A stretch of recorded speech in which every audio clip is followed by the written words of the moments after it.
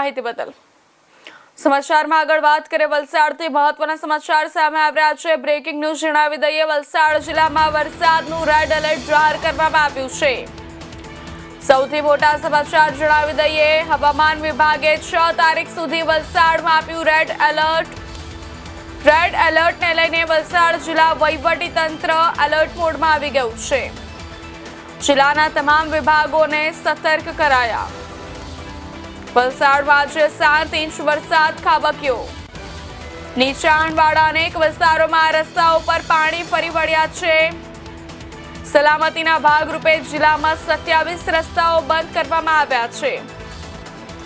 પરિસ્થિતિને પહોંચી વળવા જિલ્લામાં એનડીઆરએફ અને એસડીઆરએફની ટીમ તૈનાત કરવામાં આવી છે। જિલ્લામાં કોઈ પણ પરિસ્થિતિને પહોંચી વળવા તંત્ર સજ્જ હોવાના દાવા કરી રહ્યું છે। મહત્વના સમાચાર જણાવી દઈએ, સૌથી મોટા સમાચાર સામે આવી રહ્યા છે વલસાડથી। વલસાડ જિલ્લામાં વરસાદનું રેડ એલર્ટ જાહેર કરવામાં આવ્યું છે। હવામાન વિભાગે 6 તારીખ સુધી વલસાડમાં આપ્યું છે રેડ એલર્ટ।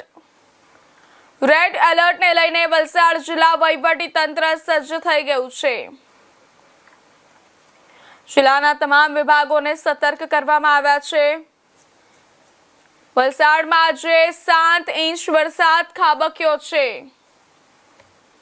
નીચાણવાળા અનેક વિસ્તારોમાં રસ્તાઓ પર પાણી ફરી વળ્યા છે, જેના દ્રશ્યો તમે જોઈ શકો છો। સલામતીના ભાગરૂપે જિલ્લામાં 27 રસ્તાઓ બંધ કરવામાં આવ્યા છે। વલસાડ જિલ્લાનું વહીવટી તંત્ર એકદમ સતર્ક થઈ ગયું છે, એલર્ટ મોડમાં આવી ગયું છે। ઘટનાને લઈને ખૂબ જ સાવચેતીના પગલાં લેવા માટે તૈયાર છે। પરિસ્થિતિને પહોંચી વળવા જિલ્લામાં એનડીઆરએફ અને એસડીઆરએફની ટીમો તૈનાત કરવામાં આવી છે। સર, આપનું નામ અને ડેઝિગ્નેશન? હું મામલતદાર ડિઝાસ્ટર કલેક્ટર કચેરી વલસાડ, નામ?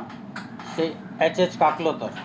સર, વલસાડ જિલ્લામાં ભારે વરસાદ પડ્યો છે, કેટલો વરસાદ છે અને હજી આગળની પરિસ્થિતિમાં શું પરિસ્થિતિ સર્જાશે? હવામાન વિભાગ દ્વારા વલસાડ જિલ્લામાં 6 તારીખ સુધી રેડ એલર્ટ આપવામાં આવેલ છે, જે ધ્યાને રાખીને સંબંધિત વિભાગોને તકેદારીના પગલાં લેવા માટે સૂચના આપી દેવામાં આવેલ છે। તેમજ હાલમાં જે ઓવરટેપિંગને કારણે જે રસ્તાઓ બંધ થયેલ છે, જે પૈકી પંચાયતના કુલ 25, સ્ટેટ હાઈવેના 1 તેમજ અન્ય માર્ગો 1 એમ મળીને કુલ 27 રસ્તાઓ બંધ કરવામાં આવેલ છે।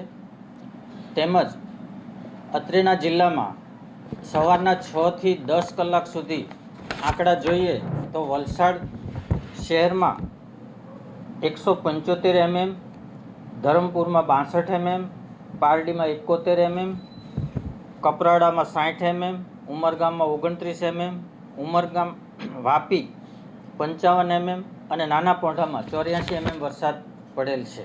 સર, એક સ્ટેન્ડ બાય રાખવામાં આવે છે એનડીઆરએફ જી હા, હાલના ચોમાસાને ધ્યાનમાં રાખીને સરકાર દ્વારા અત્રે 2 ટીમ ફાળવવામાં આવેલ છે, એક એનડીઆરએફની ટીમ અને એક એસડીઆરએફની ટીમ। એનડીઆરએફની ટીમને અહીંયા વલસાડ ખાતે રાખવામાં આવેલ છે અને એસડીઆરએફની ટીમને વાપી મહાનગરપાલિકા ખાતે રાખવામાં આવે છે। સર, વહીવટી તંત્ર કેટલું એલર્ટ છે અને સરકાર દ્વારા આપવામાં આવેલા વહીવટી તંત્રના જે સાધનો છે, જે આ પ્રકારે જ્યારે ડુબાણ વિસ્તારો છે ત્યાં કામ આવતા હોય છે, સાધનો હાલ કઈ પરિસ્થિતિમાં છે?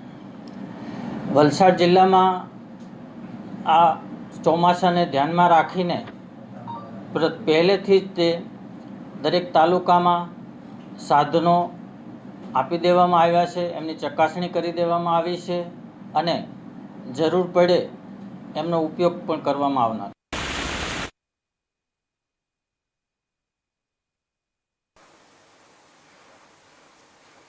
આ સમાચાર પર વધુ વિગતવાર માહિતી આપવા માટે આપણી સાથે વલસાડથી સંવાદદાતા જોડા ચૂક્યા છે જય વેદિયા।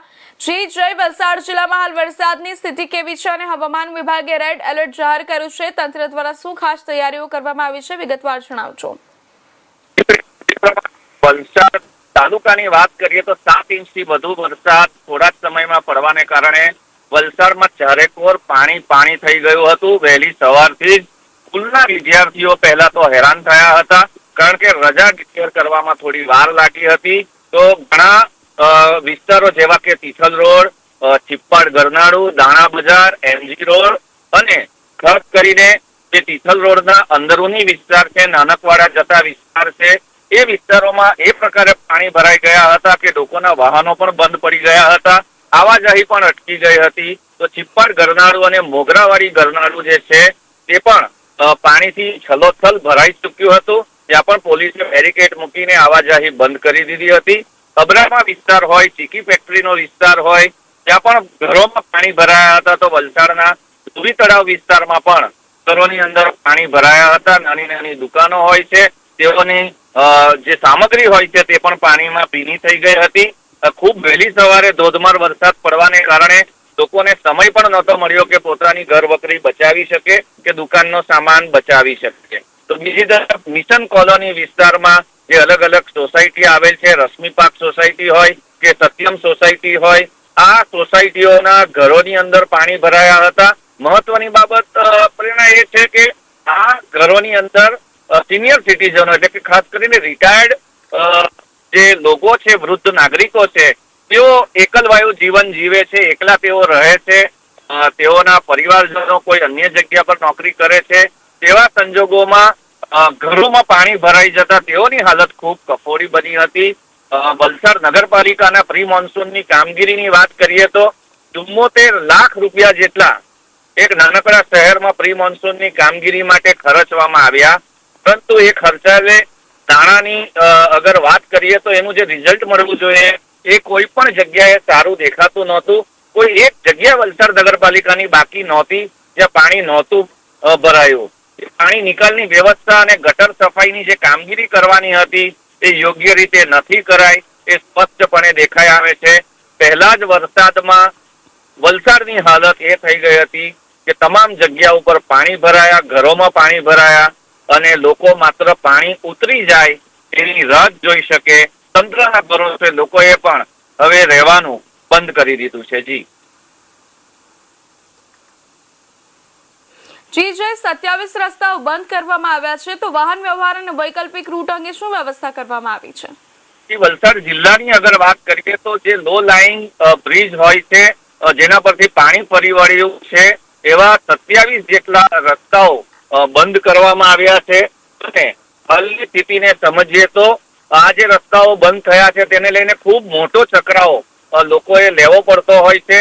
અલગ વિસ્તારમાંથી તેઓએ પસાર થવું પડતું હોય છે. કોઈક જગ્યાએ 5 થી 7 કિલોમીટરનો ચકરાવો તો કોઈક જગ્યાએ 12 થી 14 કિલોમીટરનો ચકરાવો દઈને લોકોએ મુખ્ય માર્ગ પર આવવું પડતું હોય છે. જી જય ધન્યવાદ માહિતી બદલ.